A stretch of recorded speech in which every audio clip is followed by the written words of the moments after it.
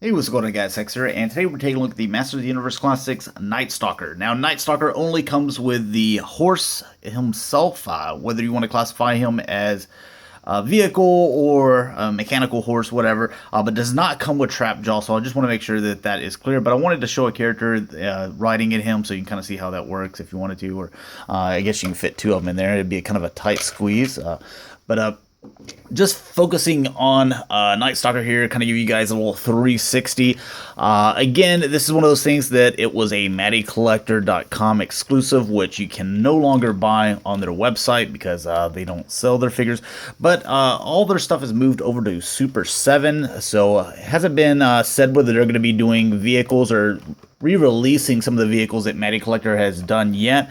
So right now, the only way that you can pick this up is to pick it up on the secondary market like eBay or all those other places. So I wanted to basically, instead of just kind of review, but also show off what it looks like and what kind of QC issues were there for me and what I really liked about the figure. And that way it can help you in your decision on whether it's something that you want to spend that little bit of extra money to go buy on the secondary market, or maybe if Super 7 ever re-releases this guy, that'll help you in your buying decision. So hopefully I was able to help in some way.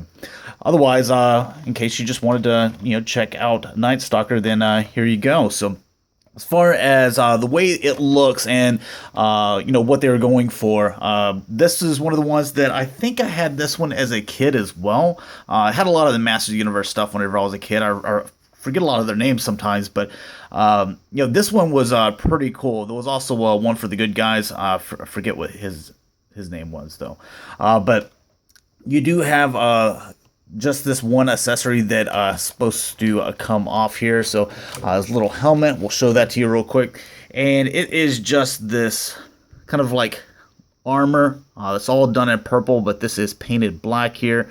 But it fits on his head really well. And really not a whole lot to it. Look, he doesn't really look that bad, without his little helmet on there.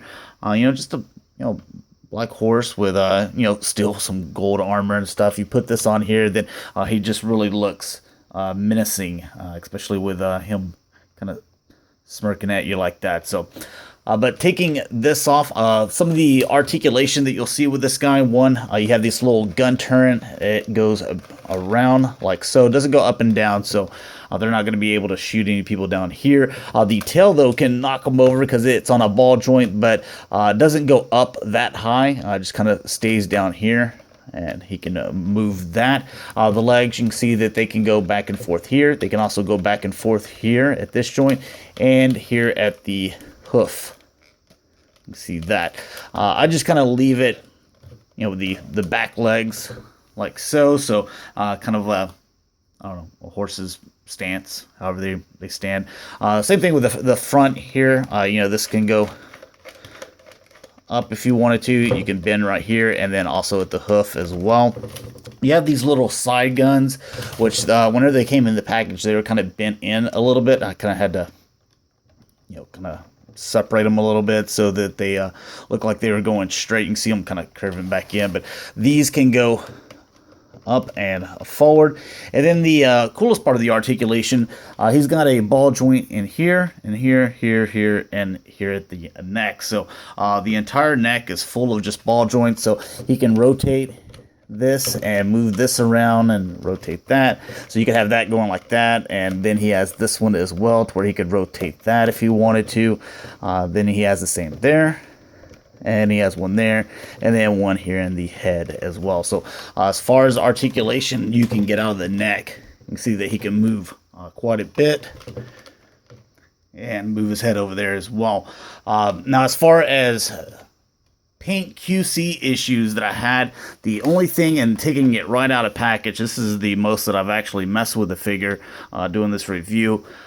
Right out of the gate, or right out of the box, I noticed that there was a chip here and some paint mishaps going down here on the line, right throughout here. Then whenever I looked over here on this side, I was like, okay, maybe it's just that one side. Again, there's a chip right here at the corner at the same place, and then some paint mishaps going down here on the line. You got another one right here that looks like maybe there was a chip or something, but they tried to paint over it to kind of correct it. That doesn't bother me so much. But you see these chips, and it's the same on the other side. So kind of thinking that maybe there's a problem there. But also wanted to focus in on the sticker. This is a sticker that you do not have to apply. It comes pre-applied. You can kind of see a couple of the gauges. You can see Grayskull there in the middle, which looks pretty cool. The only other thing that I noticed whenever you came right here, I can see that this is kind of sloppy. You can see the black coming over in the gold, and some of the gold going over to the black. It's not a clean line like all this other stuff. It's all clean lines. It looks really nice. So I was like, let me look at the other side. Maybe it's like this thing over here. Clean line. So it looks like that's just one of those things where it was just kind of a mishap. But I noticed this chip on the sides here, and it's the same over here on this side as well. So that might be kind of a problem. Widespread, or it may just be mine. Again, that's one of those things that you guys can sound off in the comments and let me know if it's just, maybe it's just mine, or do you have kind of the same issues, or maybe you have one or both of them. So, but anyways, taking a look at the rest of the paint, like I said, all the rest of it looks really clean. So over here, you can have that gold paint going around here, and the back part all throughout here looks really nice. This looks like this is just gold plastic though. But this is definitely, paint going around. This over here, this is all paint as well. You can see some red on top of that. And same over here. Like, all this stuff, man, it's clean. Everything. Nothing out of the line or anything like that. Up here at the chest, this is gold paint. Again, same thing on this side, to where you got that gold paint. Everything's, clean over here. The red, it's all clean. So, anyways, that's kind of a little look at him. Wanted to kind of show him off in case, any of you guys were interested in kind of taking a trip down memory lane, in case you maybe had Night Stalker back in the 80s during the original release, or maybe you guys were interested in picking this guy up on secondary market. So hopefully I was able to help you out or take you down a, nostalgia trip. Either way, thanks a lot for watching, guys. Hopefully you enjoyed, and I'll talk to you later. Peace.